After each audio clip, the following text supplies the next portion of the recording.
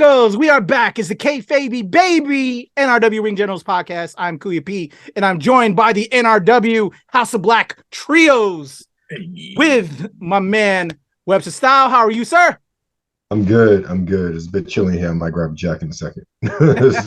No worries. And of course, my man Sean Mongold. Still, I'm hating on you, bro, because you were enjoying some fine times down, I think, in Punta Cana not too long ago. Yeah, DR. Yeah. Fresh from vacation, mixing it up with your boys again. Glad to see you, bro. So yeah, man, when we left off last week, we had an amazing weekend ahead of us with WWE Night of Champions, NXT Battleground, as well as AEW Double or Nothing. We actually missed one. And other stuff. Impact Under Siege. I was like, how do we forget that? Insane wrestling weekend. I know y'all were on the Twitters. I didn't comment here and there, but I know you guys were kind of going back and forth and posting. Just a crazy week of wrestling, y'all.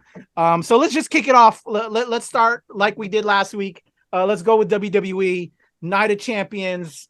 We had a lot of predictions. Some of them rang true, some of them didn't. Sean Mongold, why don't you kick it off? What is your top thing of the night? You know what we picked. What did you like the most and least like? Man, least favorite. My least favorite, it's definitely a toss-up, right? So what we talked about last week, you know, what happened with Bianca Belair, right? I felt like, I don't know, that was just a bum-ass way for her to lose the belt, you know, get paint rubbed in the eyes with fingers, and I'm assuming, I think that's a callback to Great Muta and everything, and like, you know, it's great for Asuka. She definitely deserves a push, but I don't know. Like, I didn't like the ending. I didn't like how that was done. So that was definitely kind of a low for me. Like I said, I love Asuka. You know, I love this heel role. You know, but I didn't like the way they wrote that. You know, it still makes Bianca look a little too weak for me. You know, so I was kind of meh on that. And then the other toss up between that is obviously the Cody shit. You know, like we talked about it for weeks. Like, oh my God, he's actually, like, we were texting too. And it was just like, oh my God, he's wrestling with a broken arm. Oh my God. And then he has a titanium cast and he uses it as a weapon. And then he passes out from a Kimura. And I don't know, like, they're just dragging that out. And it's boring. I don't like it. They should have ended it. But whatever, it is what it is. So those are my two least favorite things. My favorite thing, obviously, the bloodline shit, man. I mean, we got Jimmy fucking super kicking Roman right in the face, and Jay just giving the acting performance of his fucking life. You know, I see all these memes going around, like the Oscar fucking meme, and it's Jay Uso in the middle, and it's just like best supporting actor, you know, because my man is just like going through it like the past couple months, like ever since Sammy defected, like he has just been going through it, and now Jimmy's just being like, yo, fuck Roman, dog. And he's just like, what are you doing? It's so good. I fucking loved it. But I mean, outside of those like 3 moments, I don't really remember what else fucking happened. Okay. To be honest. Nothing wrong with that. All right. Thank you, Sean. Let me toss it over to Webster Style with your least favorites and top favorite, your most favorites. I'm going to echo Sean. Least favorite, Bianca losing to Asuka that way. I mean, wow. If they were going to do that, should have done it at WrestleMania, in my opinion. Wrong time, wrong place, in my opinion. Mm-hmm. And the high, and I like the show, bro. Like, I am not upset about the whole Cody thing. So I'm like, you know, I'm glad he didn't win, personally speaking. But I thought All In All was a pretty good pay-per-view. But yeah, that super kick heard around the world, that's what did it. That's definitely high of that whole show. Yeah. Oh yeah. Continuing the storyline. Oh yeah. Okay. All right. Well, for me, y'all, man, the Bianca Asuka thing. I think we said it, you know, with our predictions last week. You know, maybe not that we didn't think it was going to happen, but at the same time, I think I was either or with both of them. I love them both. Right. But we needed some development with this heel version of Asuka.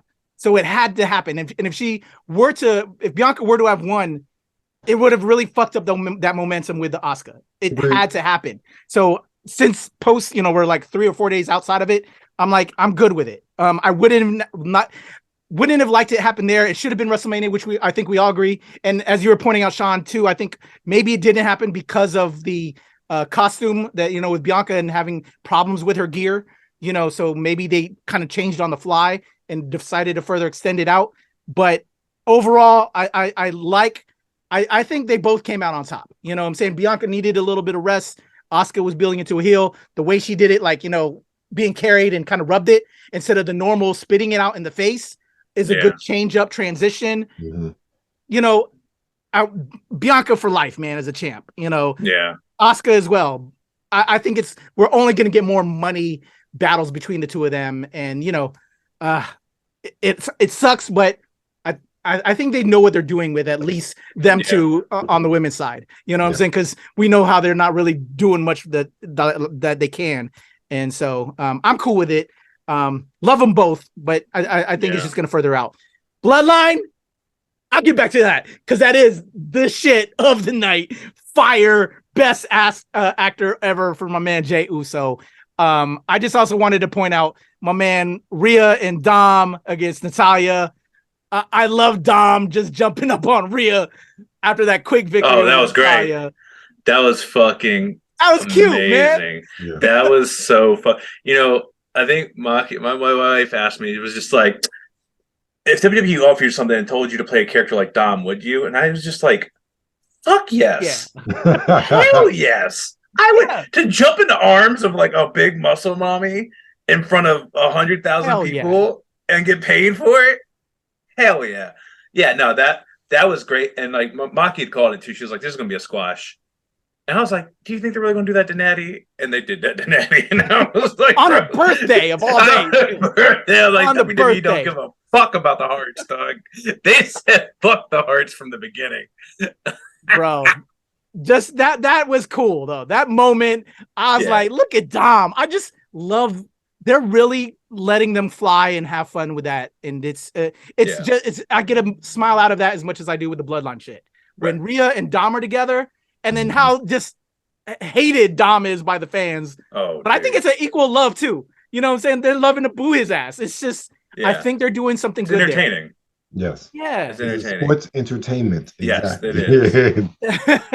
So I have one other honorable mention that none of us mentioned, and that was the Seth Rollins match. That's what I was getting ready to say. Y'all okay. AJ. All right. What up with Seth AJ? Dude, that was such a great match. Like we expected a great match, and we got a great match. We got a great outfit. Like that was like some like Ruby Rod mixed with, Maki called it. She was like, it's like Ruby Rod because of the leopard, and then also like King from fucking Tekken. Tekken, yeah. And the blue pant, like, you know what I mean? Like I was just like, bro, I was like, you hit the nail on the head with that, and like it was just such a great match. And the only thing I'm very disappointed in Seth Rollins is we didn't get the fucking title wave that he does. I was thinking the same thing, bro. I was waiting for it. I was like, he has another chance to do it. And he just never did it. I was like, you motherfucker. I was like, you did it with every title that you've won, except for this one. This is the first time that's ever been won, and you didn't do it. Yeah. Sorry, go ahead. No worries. No, bro. I forgot all about that match. I was getting ready to throw that out there for y'all to set up and give me something on that. Like I think we all said either or. I think y'all were more in Seth's camp. I believe. I think AJ. To have it. Okay, I think you and I were right on AJ, right, Eldon? Just because Judgment, not Judgment, but the brothers, build up. So man, congrats to Seth. I wanted to also highlight real quick before we shift over to it, because we got a lot to talk about, is that took me by surprise. Trish, Becky, with that ending with Zoe Stark. Yeah. That was style. I know you love Zoe. You know what? When I saw that, I'm like, that's some smart shit. Aware, really, because they were doing some, good things, pushing it, but no, they're trying to push Zoe to the moon. Yeah. And I think they're smart for doing it, especially with the way the Raw women's roster looks. And to have her align with Trish and using Trish to really get her over, smart, very smart. Yeah, I'm really happy about that. That is how you start a feud, and that is how you push someone like in the ether. You know what I mean? Right. Like put them against someone like Becky Lynch, who's already up there and like, you know, just in orbit of WWE. Like everything she does, she's over. You know, putting Zoe against her as like this heel, you know, when Becky's just such a great baby face, you know, like it's just great. And I also heard from like some dirt sheets that Trish is kind of wanting to stick around for quite some time, actually. So it was, you know, she was supposed to be kind of like a one and done thing after WrestleMania. But now she's apparently just like fucking thrilled to be back and doing the shit, and she still wants to do more. So, I mean, maybe she picks up like a mentor, like a fucking Christian Cage and Jungle Boy kind of ordeal. And you know what I mean? Let's see where it goes. But yeah, Zoe, that was smart. That was good.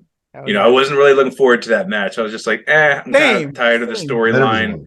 You know, I was like, I'm very tired of the storyline. I just want it to be over. And then like they revitalized it by bringing in Zoe.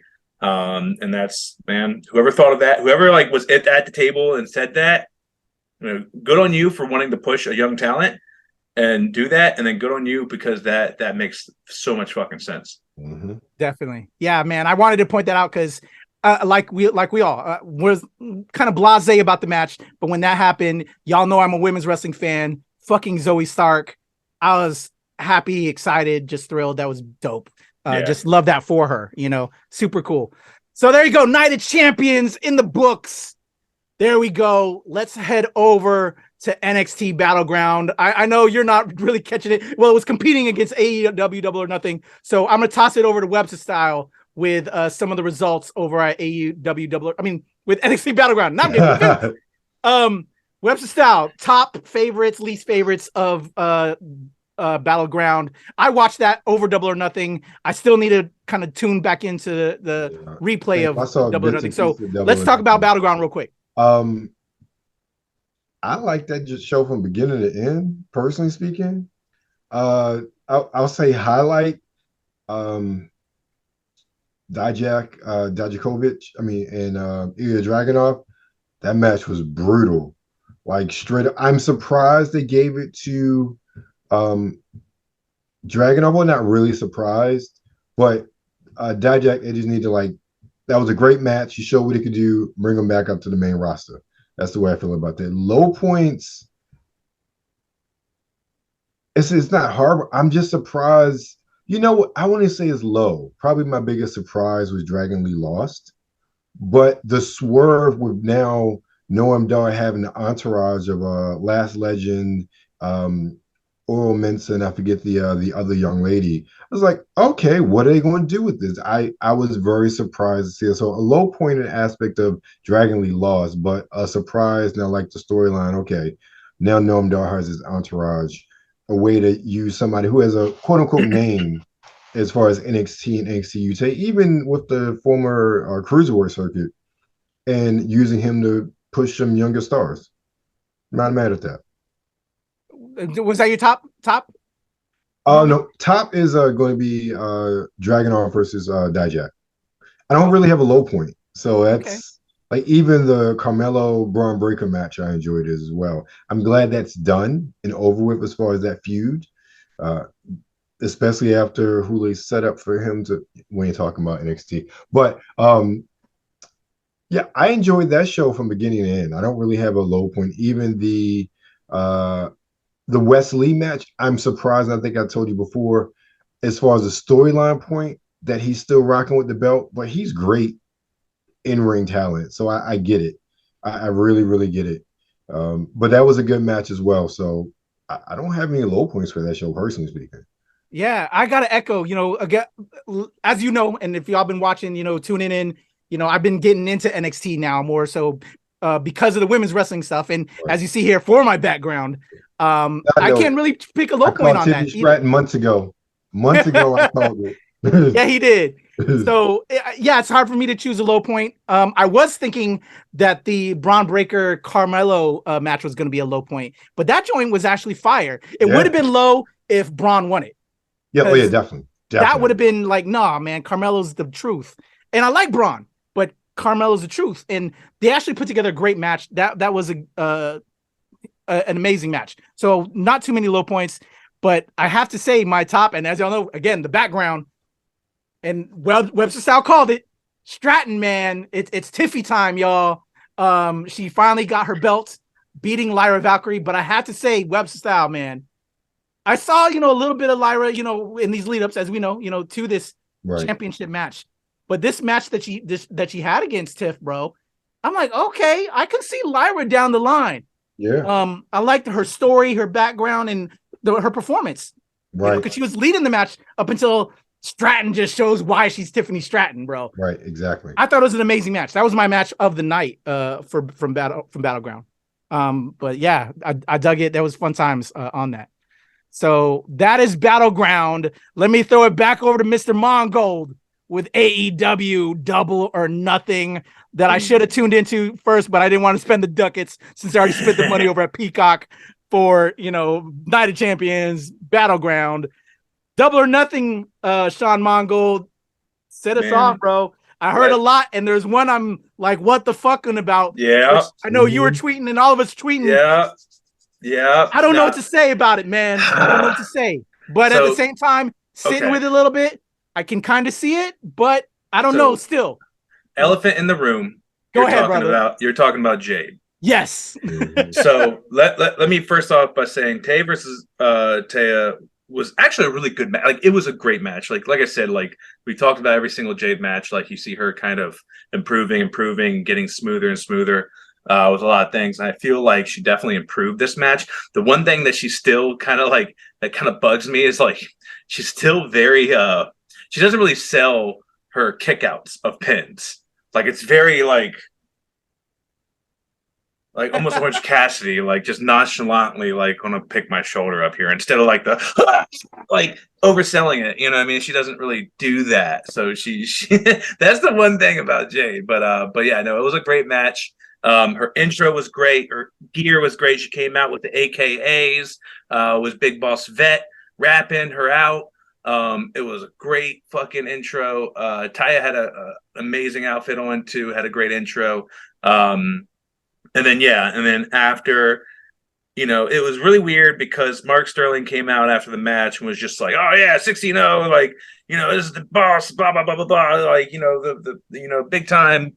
Like, no one can beat her, like, and she's a champion, and she's actually a fighting champion, and she opens an open challenge for anyone, anytime, anywhere, and then hit the music. I thought it was going to be Mercedes, man, because he was like, oh, she's the boss, and I was like, yeah, let's get it, come on. And then I didn't know whose music it was, and it was Chris Statlander. I wonder if that was in the script, you know what I'm saying, but because of the injury. So yeah, before, and that's the dirt sheets. Well, actually, so the dirt sheets said that Chris Statlander was supposed to take the belt off of Jade quite some time ago. Yeah, and I saw that too. Yeah. And then obviously she got injured. So I don't know if Mercedes was ever in their mind going to win that belt. Well, maybe in recent weeks, you know what I'm saying? Yeah, and that might be true too, because like another dirt sheet said that Mercedes actually did like really badly sprain her ankle. They don't know if it's broke still, apparently, but it's just like very, very sprained. And apparently, Mercedes made the call for Willow to win, kind of in the ring. So everything was changed in the ring after she got injured. But that's another thing we'll talk about later. But yeah, no, that was. So Chris Statlander comes out and damn near squashes Jade, and that's what I don't know if I like that. And yeah, I don't like that either. Yeah, I didn't like. I did not like that in any way, shape, or form. And I like Chris Statlander. She was definitely fucking hot when she came back the first time from her first injury, and then she got like immediately injured right after. But I don't know, man. It's just really, it bothers me, in a way that's like, you guys could have done something on Wednesday. You know what I mean? Like this Dynamite right after the pay-per-view, open challenge, had a good actual match, made Jade still look strong. You know what I mean? And I guess this is to make Chris Statlander look that much stronger. You know what I mean? So I guess they're just trying to push her to fucking outer space, no pun intended, because Chris Statlander, you know, boop. But I don't even know, like, she had like different ring gear, she had a different appearance, she had a different theme song. So I don't even know what she's going to be. I don't know if she's going to be heel, but what Jade did, that was not a heel move. The heels do not issue open challenges like that. You know what I mean? Like they don't. So it really bothered me that they kind of changed it like that. But I also know, just like Bianca, she needs a break. She's been wanting a break. And dirt sheets are also saying that apparently she's going to, when she comes back, is going to have like a personality change. So, or persona change. So we'll see what that entails after her break is up. But it really did suck to see Bianca and Jade lose in the same fucking weekend. Yeah. Like, both are black women champions. Was lost. Not a good look, bro. It's not. It's not for the whole wrestling industry. You know, like thankfully we still have Athena over in ROH, but it was not a good look to, you know, people losing to like, I mean, at least Asuka's a woman of color, so yeah. You know, but it was, yeah, it was rough. So that's obviously the big thing we wanted to talk about. Was the Jade thing, and you know, I could rattle off a bunch of shit. Like people were mad because the show started off with fucking the Hardy brothers and Hook versus the Guns and Ethan Page, which, I said, why were they mad at that? Because it was not the best. Like the crowd was not feeling it. They were not popping. You know, there was a really bad botch by Jeff. You know, and Ethan showed out. I mean, Ethan's just such a good wrestler. And I don't know why he's in that story. Like, you know what I mean? Like, I don't know if there's something down the line for Ethan, but like, I hope he gets propelled to something on his own without being tied to anyone, because he is that good. Like, he's just so good on the mic. Like, if he wasn't a fucking heel, I would say he should probably get a fucking title. Like, him versus MJF, I think would be great on the mic. Like going back and forth, you know, and wrestling skill alone. But for some reason he got tied into all that. And it was just kind of, it was like it was a little bit of a bumbling mess. So it set, I mean, that was like the pre-show. So it wasn't actually the pay-per-view. So the first thing the pay-per-view started off was the Royal Rumble, which in my opinion, I fucking loved it, man. I suggest you go back and watch it. There were so many good spots. And you know, of course, this was the Cassidy match, right? Yeah, it's the Orange Cassidy for the Intercontinental or whatever the fuck they want, International Championship. And it truly felt like action everywhere. You know, like people were outside, like started outside the ring, and people were fighting outside the ring, and like they didn't technically officially enter the Royal Rumble, like the Rumble, until they got in, because everyone just started off jump. No, it wasn't like they slowly entered in every minute or whatever. So it was like chaos from the beginning, but it ended up with Cassidy and Swerve at the end. And by God, like those two together, you know, it was kind of like reminiscent of like when fucking, when Cody and Gunther went at it at Royal Rumble, like just went on for like 10 minutes. And it was just such like, you want to see that match. So it was the same thing with Swerve and Orange Cassidy. Like I hope that furthered the story, because those two just like went after each other, and it was just high flying. You know, those two styles together, like it's like Ricochet and fucking, you know, Mustafa Ali going at it. You know what I mean? Like just craziness. That was great. Big ups to Wardlow in the ladder match. This was his second ever ladder match with Christian Cage. Amazing. There were so many cool spots. Like he did a swanton bomb, like off the very tippy top of like a 15-foot ladder onto Luchasaurus, like through some tables. Yeah. And I mean, my dude's like 270 pounds of muscle. Exactly, dude. I saw some of that replay. That brother's that's meat. That's man meat right there. I give him mad props on that. You know, we talked about Willow before, but that was I give him mad props. Yes, and I have a new like every once in a while I feel like I'm getting like kind of drained down from Wardlow, and then he comes and like puts on like a performance like that, and I'm just like, and he showed no fear, like no hesitation, climbed to the very tippy top. I mean, the very top, and stood up tall, and then fucking, I was like, bro, I would hesitate. So like in front of all the no, hell no, fuck no, get out of here. Being that big, hell no. But him and Christian had a great match. A lot of funny chants, like turtleneck, because fucking Christian Cage always wears the turtleneck. That was great. House of Black match. They came out. I suggest, obviously, Pat, Web Styles, y'all have to you have to watch this triple triple team match. Like they came out, they issued a challenge. Of course, we knew who was going to answer it. Fucking The Acclaimed comes out, and Max Caster does this rap. Yes. This rap had me dying. He hit Buddy Matthews with the fucking I don't know, are you a cut? You something. You're getting cut by Dominic. Cut by a guy named Dominic. It had me dying, and it made fun. He was just like, "Oh, Brody King, you come out here looking like a reject from RuPaul's Drag Race or something like that." And then why is Malachi getting away with blackface? Right. Yo, that was probably the best rap in a while that I've heard, and it was good. The match was great too. Of course, yeah, it was a bunch of good spots. House of Black is just putting even though they're dominating, I feel like they put people over. Yes. Right? I agree. Because Malachi was just going after fucking daddy ass. And those two were just wrecking house. And then he would go and fucking get Max over. And he sells. And that's what makes a good competitor, in my opinion. And especially Brody. No one should be conquering Brody King. No one. But he will put people over. Right. Yeah. And it's just astonishing. But that match was great. I'm skipping a couple, but I just want to get through everything. The Adam Cole match. Yeah, I heard that was kind of blah. People are mad, I think, for the wrong reasons. People are mad because they it's unsanctioned, and Audrey Edwards called it because Chris Jericho passed out from getting beat the fuck down. I don't see an issue with that. It's just an unsanctioned match. It doesn't, you know what I mean? Even if it's an I quit match, if someone passes out, they pass out. You know what I mean? So people, I think, are mad for the wrong reason. I was just mad because Sabu came out in the very beginning and then was out for a minute and then left. And then he just dipped. It was cool. Britt came out and helped them beat fucking Chris Jericho with a kendo stick. That was great. He got welts all his body. That was pretty cool, but that was about it.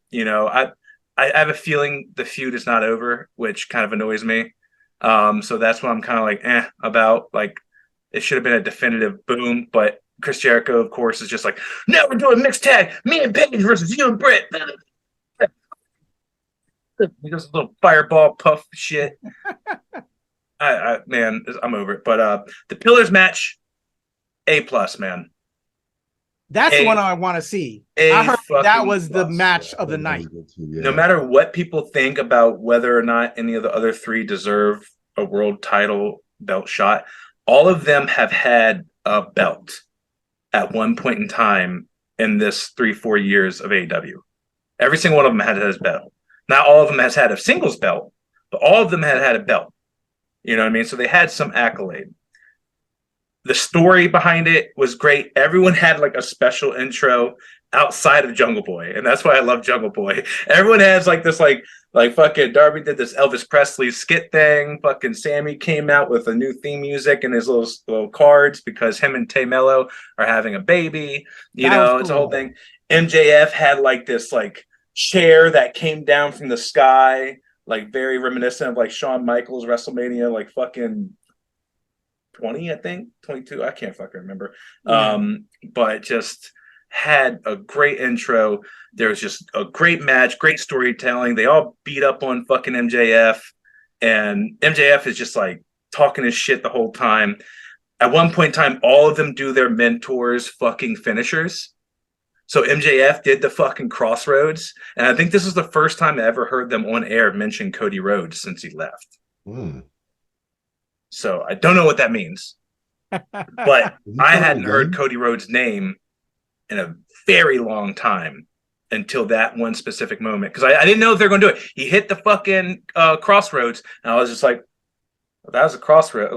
Are they going to call it the Crossroads? And then like the announcer's like, oh, here's the Crossroads. Like, just like, you know, when he first started, he was mentored by Cody Rhodes. And I was just like, oh, okay. So y'all mentioning him again. Okay, cool. That was A+ match. Obviously MJF won. You know, he brought his little fucking pinky ring out and decked. I forgot who he decked. I think he pinned, who did he pin? Darby? I can't fucking remember. Anyway, last match, Anarchy of the fucking in the arena. Man, that was just absolute chaos, man. Look, there are so many refs that got fucked up this night. Like, what I forgot to mention was the FTR and Jay Lethal and Jeff Jarrett match. Yeah. That was a great match. You know, really good storytelling. Mark, I love Mark Briscoe. It's such a character, dog. I love him so much. It's like watching him try to ref and like he's like trying to think in the ring and like sometimes he forgets to count. And I'm just like, he's just so adorable to watch sometimes, you know. And there's a bunch of fuckery that happened, but old girl, Jeff Jarrett's wife, hit fucking Aubrey Edwards with the fucking guitar in the head. That. Just fucking oof. Yo, the crowd was pissed. They were so pissed. And like that's when shit started like revving up. And then at the Anarchy match, what's that old bald dude's name? Rick. Oh yeah, Rick, yeah. I know you're talking forget his fucking name, but he got like bloodied up and like they were fighting all over the place. It was fucking it was fucking just chaos everywhere. Man, and I'm just like, dude, it was nuts. Like at one point, I think one of the fucking the brothers, one of the young bucks, like they had staples down or the tacks down, and they fucking took his shoe off and they like fucking just stomped them down on the thumbtacks, and you could just see all the tacks like in the underside of his foot, and it was just gnarly, man. People were just bleeding everywhere. It was great. Don Callis came out to interrupt because Kenny was about to win, and then Takeshita came out and fucking betrayed Kenny, and he sided with the Blackpool Combat Club, and he's with them, and he's like in this hoodie and shit. But fucking Healer Yuta gets the pin on Kenny Omega. How do you get someone over? That's how you get him over. Exactly. That. People are going to hate him, and he's going to fucking mention that for the rest of his fucking career. Yep. I pinned Kenny Omega, and that is how you get someone over, is allowing them to do that. You know, so whoever thought of that, and Kenny, like, you know, I love Kenny. I know he puts people over. Like, thankfully he allowed that, because that does leaps and bounds for his fucking career. Yeah. But that is my recap. I'm sorry it took so long. No, bro. It was, you know, it was a good card in my opinion. People said it was like lackluster. I was just like, man, I was fucking. Yeah, I didn't understand that personally. I mean, it was a pretty good card. Like, honestly, I wouldn't say I agree with all the outcomes, but it was entertaining from beginning to end, in my opinion. You know, we had a whole lot of good wrestling. It's very few times we have a bunch of these wrestling shows where we can really sit down and say all the major shows were good. They were enjoyable. Yeah, you know, highs and lows, but for the most part, all of them were really good. Yeah. Oh, the one thing I didn't mention, the Tony Storm and Jamie Hayter match, which for the circumstances that I now know, it was an amazing match. Jamie Hayter was actually injured and still wanted to come out and like fight. But of course, since she was injured, she was going to be dropping the belt to Tony Storm, which I think is great, you know. And I think this, while Jamie kind of rehabs, this probably unfortunately gives Britt the chance to fucking go. But I think actually tonight, Chris Statlander's fighting Nyla Rose tonight. Right, yeah. That's why I was just like, yes, I'm ready for this. Let's get some Nyla back on the fucking screen, you know. I'm fucking ecstatic for that. That's going to be... I will say this, though. This is what I'm looking forward, you know, kind of verging off of that. But that Statlander and Nyla Rose, the one thing I hope now with her having the belt, we get more wrestling as far as for the TNT title instead of squash matches. Yeah. And that's what I'm looking forward to with that. Yeah, the TBS title. Yeah, TBS Saturday. Yeah, TNT's with the dudes. Yeah, I was getting confused. Yeah, it's all good. Yeah, no, I'm hoping that too, and I hope that it gets a chance to kind of jump around and give everyone a run, instead of doing like an undefeated thing again. Because I mean, you only do this so many times. But because it gets stale. It in a way, yeah. It does. It does get stale. But yeah, I'm ready for some good wrestling. And I think with this, we're going to have some amazing wrestling. I think we're going to have chances, obviously, to spotlight, because Jade didn't wrestle all the time either because of this record, this prestigious record.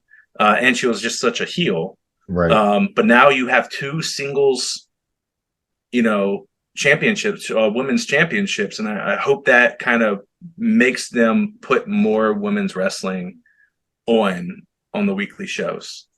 Heck yeah, that man. Yeah, 3 pay-per-views that we talked about. There was other stuff going on. I don't know if you want to highlight that real quick. Honorable mention though, and is related to that. He will never see this, I'm probably sure, but I want to give a shout out to PCO. I don't know how a man almost 60 does the shit that he does, getting stapled and all types of other shit in that match with Steve Macklin. That was some brutal shit. I wasn't high on Macklin as champion for Impact, but I'm good on him now. I understand why they put the belt on him. Also, Scott D'Amore getting put through a flaming table by Bully Ray. They doing some insane stuff with Impact, and I'm loving every moment of it. So I didn't see anything on Impact. Did Naomi wrestle again? Yes, she wrestled. I forget she wrestled. I didn't see the whole match, but from what I saw, she looked great. And I was like, damn, I forget how good she is because it's been so long since I've really seen her. Man, she's super athletic. Yeah. And like I saw her intro, I saw clips of her intro, and I was like, God damn, I have to watch this fucking match somehow. So I definitely want to go back and watch Naomi's match because I do want to see her ascent. Same. Yeah. A lot of good wrestling, y'all, this weekend with some shocks and surprises. I think, the biggest ones, Bianca and Jade, while at first, it's shocking, but at the same time, when you think about it, and they've been running at 100 for a minute, so they needed a break, but just the optics and then just maybe a better transition at a different event, I think. Yeah, better transition. It was all in the transition. Everybody expected her to lose. Yeah. At some point, just that way. Yeah. But overall, a great weekend. Yeah. It was really cool. I'm really curious how we're going to build up now with Collision. Now we're going to get a Saturday show and just everything, man. It's been an insane but fun time, bro. I was not displeased at all. I wish I would have found more time to watch WWE Double or Nothing because I did Battleground and watch that replay. I still plan to. I wonder if we're ever going to have another weekend like this where it's just fucking insanity. 4 pay-per-views in one weekend. That was crazy, man. We're just getting so much content, just left and right. Man, and we're trying to still find more indie shit to go to. We want to go to some more indie shows. It's kind of around the area, outside the Maryland area. We've seen so many of these people wrestle in Maryland, and then you kind of start seeing the same. You want to see some difference? Yeah, we want to see some new people. So we might start traveling a little bit just for the local indie scenes, on the East Coast, and just checking out some things because I think it's beneficial. You know what I mean? It's supporting wrestling, supporting indie wrestlers. And it's just expanding your knowledge, and seeing what's out there. This weekend in North Carolina. You said what? NWA Crockett Cup is this weekend down in North Carolina. Oh. I think in Winston-Salem, if I remember correctly. I'm going to some music festival up in Annapolis for the Silver Sun pickups. So I'll be hanging out with them all day because I got VIP passes. Nice. So that will be pretty dope. Well, let's sign off up out of here. So yeah, more wrestling, independent wrestling. Hopefully as a collective we can get down with some of that and bring love to the community and spotlight some of that in the future. But as we were saying, we got stuff planned up. What things we got going on? Webster Style. I know you're killing it over there, and you got my girl Carmella Clutch in a clutch with an interview. At the time of this recording, it'll be out tomorrow. Okay. So Nice. what else you got going on, and how can they follow you, brother? Oh, shoot, everything going on. I got Carmella Clutch interview coming out in less than 24 hours of this recording. I got Impressions of Star Trek Resurgence coming out 2 days after that. Well, I guess whenever this comes out, probably the day this comes out. In addition to also NRW Checkpoint, websterstyle.com, everything you find me there, TikTok, Instagram, Twitter, Websterstyle_Websterstyle. All right. Thank you, Webster Style. And of course, my man, Sean Mongold. Hey, Alien-esque celestial bodies, a place that I'm sure Chris Statlander would have fun at. Very much so. How can they check you out? Man, they can check me out at all social media platforms at SMongoldVO. They can also check out our show coming up, Celestial Bodies with an AEW. And that's you can find us at nerdlessfest.com, thenerdlessfestival.com, or nerdlessfest out on Facebook, Instagram, Twitter, and you'll find the link in the bios for the Eventbrite page, or you can just go to Eventbrite and look up Celestial Bodies. It's our Saturday show, June 24th at DC Brow. It's going to be a fun time, burlesque, space themed celestial bodies. We actually went to the Great Falls and did our photo shoot for the promo, which will be coming out at the end of this week for the new poster. So hopefully I'll have a new backdrop next week as well. There we go. Got to show love to the family. Shout out to Maki over there, my man Sean Mongold, my man Webster Style. For me, it's your boy Kuya P, the legend Kuya P on Twitter, TikTok, IG, Hive, and of course here with Webster Style and Sean at the NRW and at Release Wednesday, where nerds rule the world.